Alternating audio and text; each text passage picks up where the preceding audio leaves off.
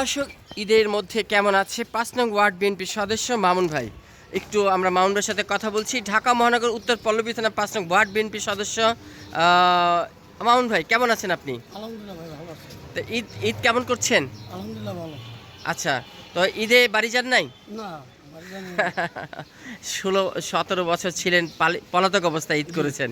এবারে এই ফার্স্ট ঈদ করছেন আপনি উন্মুক্ত। তো তারেক রহমান সাহেব প্রধানমন্ত্রী হলো, আমিনুল হক সাহেব প্রতিমন্ত্রী হলো, আপনার অনুভূতি সম্পর্কে একটু জানতে চাই। ভাই ধন্যবাদ। আমাদের দলের প্রধানমন্ত্রী জনাব তারেক রহমান আর আমাদের দুর্দিনের যুব ক্রীড়ামন্ত্রী জনাব আমিনুল হক ভাইয়ের নেতৃত্বে আমরা পল্লবী থানা ৫ নম্বর ওয়ার্ড বিএনপি আমরা সবাই একত্রিত।